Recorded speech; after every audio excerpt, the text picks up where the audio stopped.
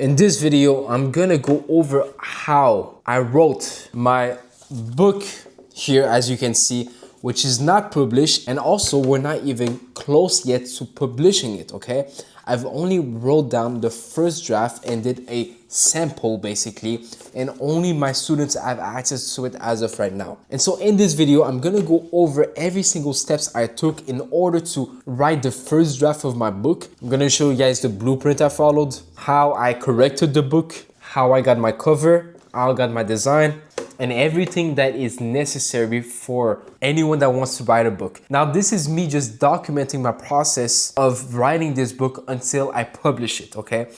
And so the goal with this book, okay, is not to just publish a book to be famous or to make a lot of money, even though obviously that would be nice, right? The goal essentially from the start was always to leave a legacy behind, right? To leave something behind that would be meaningful, that, you know, that people could use in order to get out of such a big problem within society, and a sinful problem that would allow me to kind of like leave my mark in that sense, right? That was the initial purpose behind writing that book. But anyways, I'm gonna go on my computer and show you guys exactly everything that I did in order to do so. Okay guys, so let me show you guys the book that I used that literally allowed me to just follow the process to the T and do everything. It literally says everything you need to do in order to write a book properly, from writing the actual book, the drafts and everything, to hiring people for the designs of the book and how to even publish it and everything, okay? So the book, okay, let me show you guys. It's this book here, okay? I don't know if you guys can see. Chandler published. The name of the book is published, okay? And so if you take a look here, you'll see that, you know, there's chapter 1, for example, right? Now looking for why, okay? Now let me show you guys. Looking for why is so important. So here on my phone, okay, this is notes. Let me see, when did I write this? I wrote this almost a year ago. So I started almost a year ago, basically, okay? In June, I think, June or July.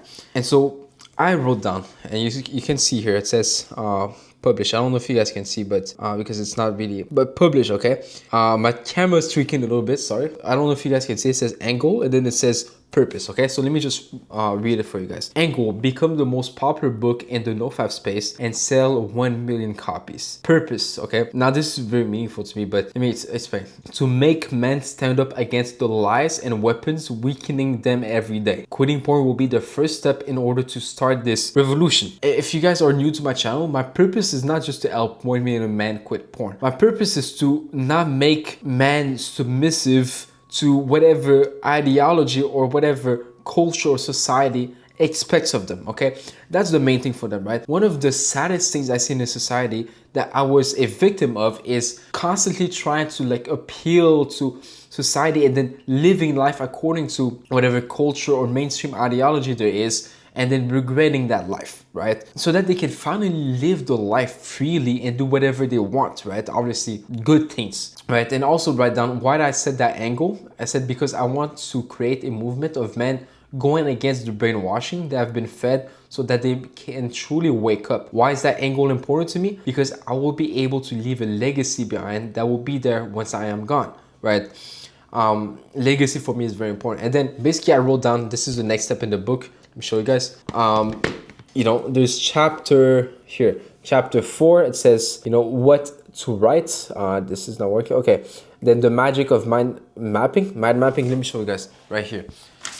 This sheet for the second draft of the book. I also did one for the first draft, but it's gonna be hard to find it.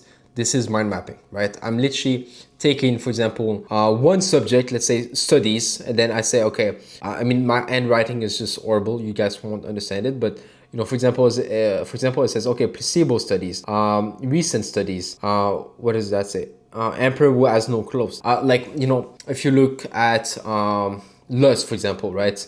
Lust right here. It says media brainwashed, basing your self-worth, what we associate with lust. You know, these might not sound like clear, but if you look, for example, addiction, DSM-5, studies, Japan's case, depression, neuroplasticity, there are like many different things, okay, that I'm kind of like, you know, trying to tackle. That's what mind mapping is. It's just like you write down a certain subject, and then you write down every single thing that you can think of that is related to that subject. So just that sheet alone took me like more than 2 hours. No, it took me, I think, at least 6 hours, because it was done like on multiple days, right? And this is for the second draft. I did it for the first draft. It was harder because it was my first time writing a book, okay? And that's the thing. This is my first time writing a book. And then we have the outline. The outline is like when you start writing the book. And then you have, okay, chapter 7, the 30-day writing challenge. So basically the author states that you can write the book in 30 days. And it's completely true. I mean, for me, it took me at least 90 days to write like the first draft because I was on and off, right? But even then I was constantly making tweaks after that, right? Then crisis of meaning, working with an editor. I actually hired an editor. I'm going to talk to you guys about this. Chapter 10 is, the title. It talks about how to have the right title for your book. And then the cover on chapter 11. Chapter 12 is marketing and just overall like launching until chapter 16. And so, you have the launch strategy, whatever, you have these strategies, whatever.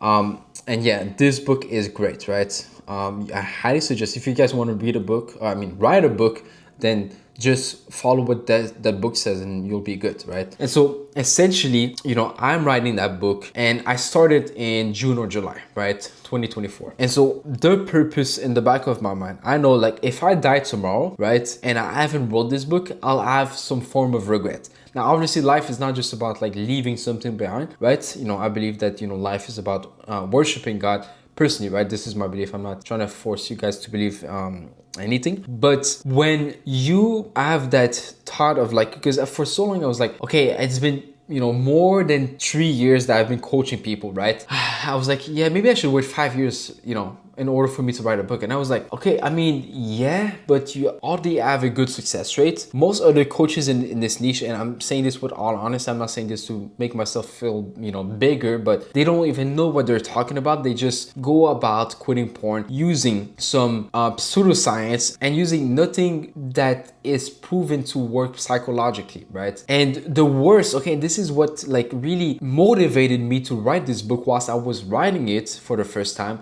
was seeing all over social media the overall porn recovery ideology, the overall porn recovery movement spread so much misinformation to the audience so that they could, sell them on this idea of, recovering from porn, right? Whether that be through the coaching, whether that be to just consume the content, whether that be to spread the message. Anyways, I realized like there is a huge problem within the recovery space, right? And actually, it is not even porn now the problem. The problem is the recovery space. And, I didn't realize that whilst I was writing the book, I already knew about that, for a long time. And so what I realized is I need to go and just write a book so I can show people how effortless it is to quit, right? That's the name of the book, The Effortless Method.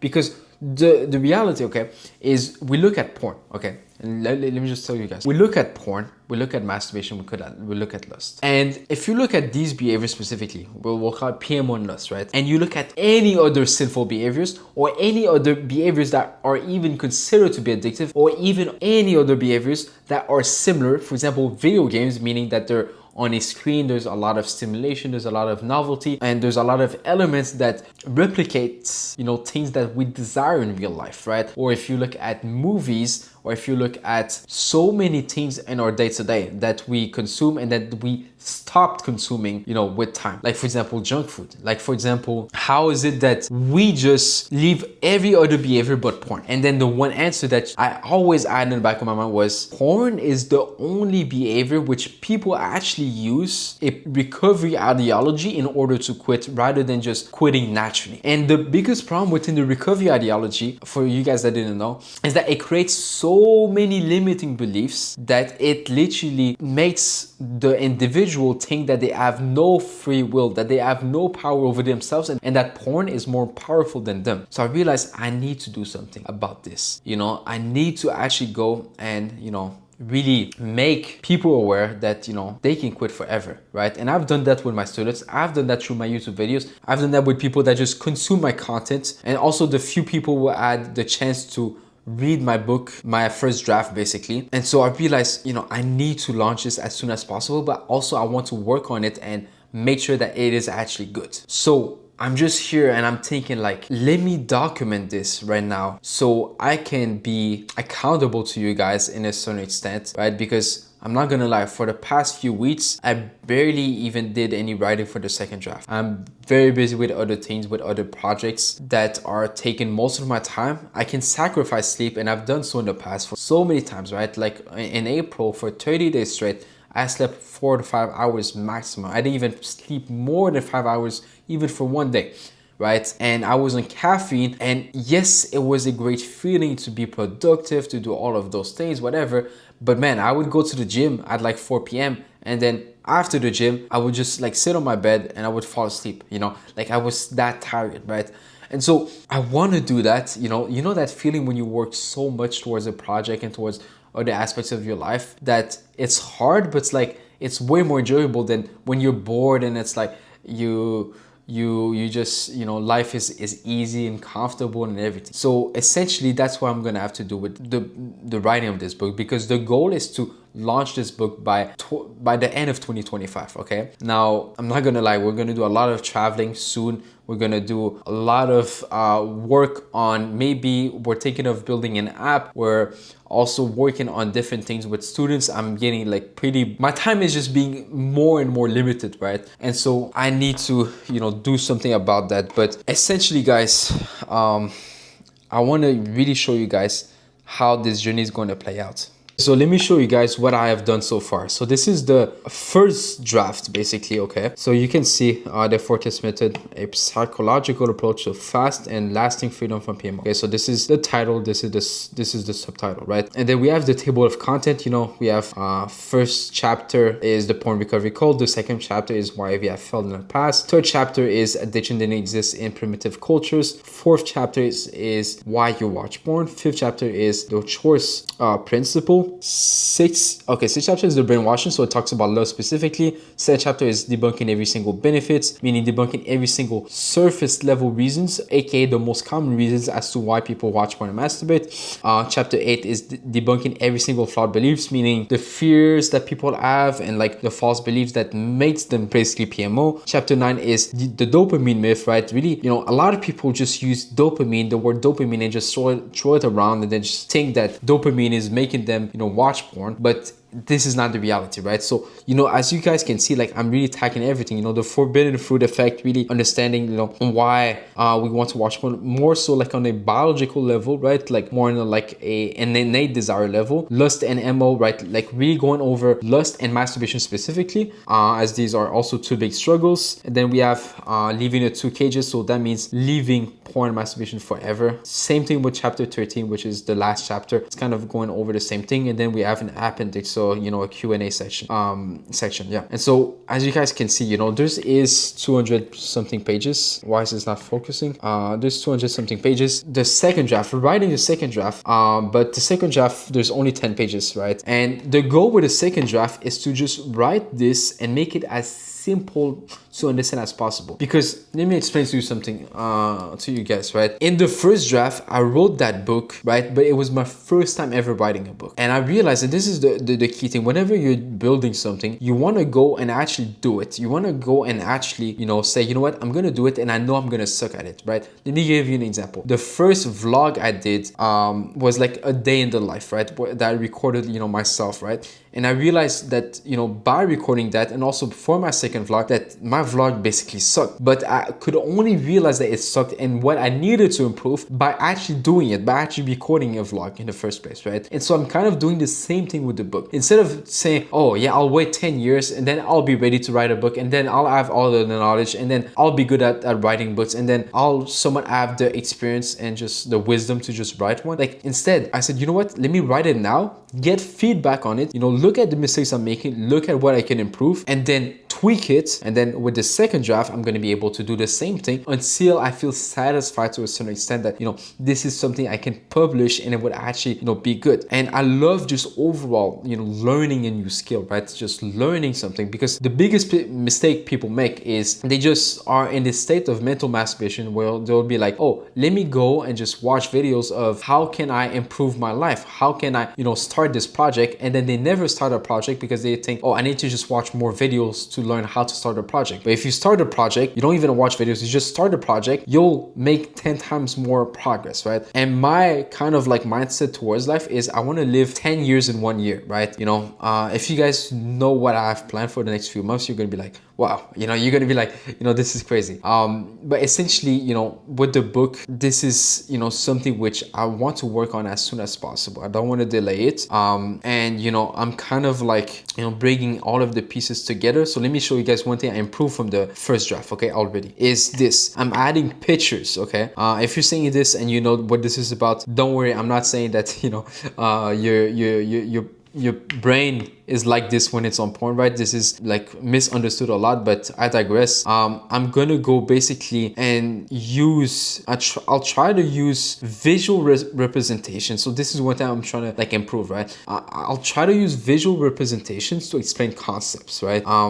Like obviously in the right way, in a way that people can explain, but also I want to make it as easy as possible to understand. Because, okay, if we look at the first chapter, right? So we have basically in the first chapter I talk about like how the porn recovery movement is a cult. But the problem that I have is I use, okay, let me show you guys. I use Dr. Robert J. Lifton book Thoughts. Let me show you a bit closer, right? Thoughts, Reform, and the Psychology of Totalism, right? Where it explains basically like 8 principles that are used to brainwash people and keep them trapped in a cult. But then the language used, right? For example, demand for purity, right? And it says this concept involves a group constantly pressuring its members to see the world in black and white terms with no middle ground. They push the idea that there is only one right option and anyone who chooses otherwise will feel guilt or shame. It's a powerful way to control people by making them feel that they're failing if they don't conform perfectly. The issue with this is not like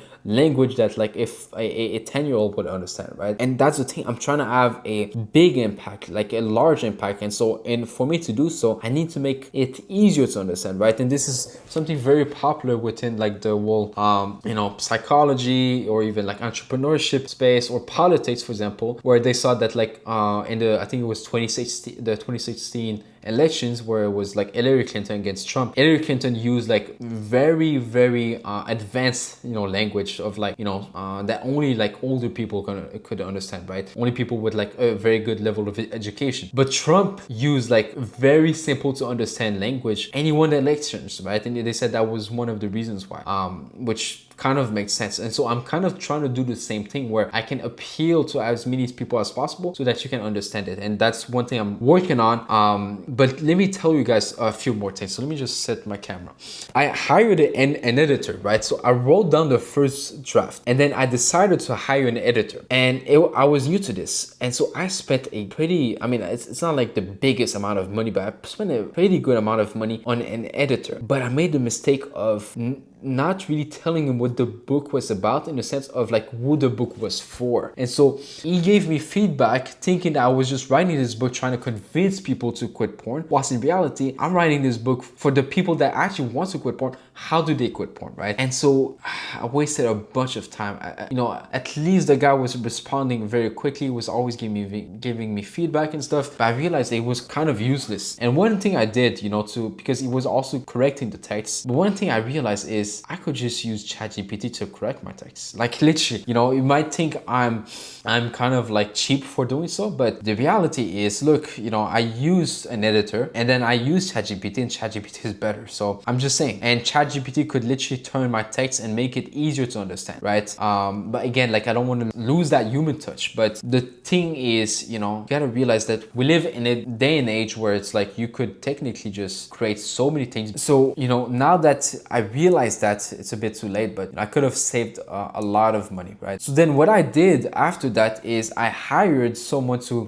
go and have my cover for my book, right? And so he gave me a few designs at first. Let me show you guys what those covers look like. So here are like a few examples, okay? So we have this right here. This was like a blue version, and to be honest, it looked pretty good, right? Like if you compare it to the purple is does look good, but the blue actually looks better. It's just that the purple represents my brand, right? Okay, so we add this, okay, which is a pretty cool design if you think about it. But what I did actually is I did a vote on my Instagram story, and the blue one actually won. We have here, this is like a root, you know, I mean a tree with a root, looking pretty clean. We had one that looked like this. I didn't like the color, to be honest, the color orange. Like this, I really like that one. You know, it does look professional, I mean, from my perspective, but you know, the color mixing couldn't work with my branding basically. And we add this one, which is a tree, but I didn't like that one. That was the least favorite of mine. They all look great, but again, we just chose that one at the end. So I'm really just working on this as much as possible. Now, I'm not gonna lie, it's 1 a.m.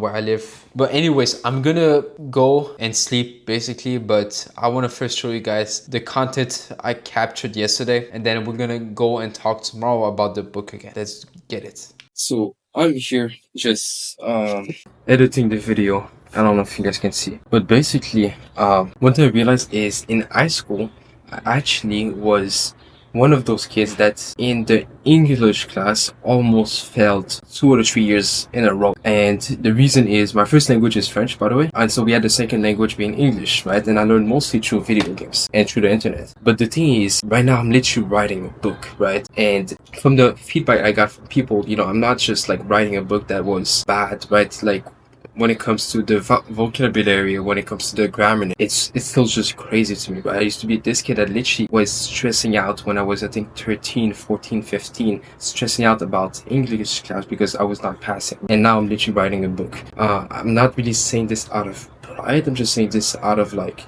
even if you fail at something, even if you're bad at something, you could definitely get better at it, and you can definitely even reach a certain level in life that would be considered to be professional or successful. And so yeah, it's pretty crazy. Right now we're outside. The weather in Canada is finally nice, so I'm gonna get some sun in and tan because I love tanning, and I'm the best at tanning. So I'm just gonna go and finish editing the video. I'm gonna go and work on the book for sure. Anyways guys, part 2 is gonna come up soon, and I hope you guys enjoyed that video. If you have any questions about the book, send me a message on Instagram and I'll get back to you.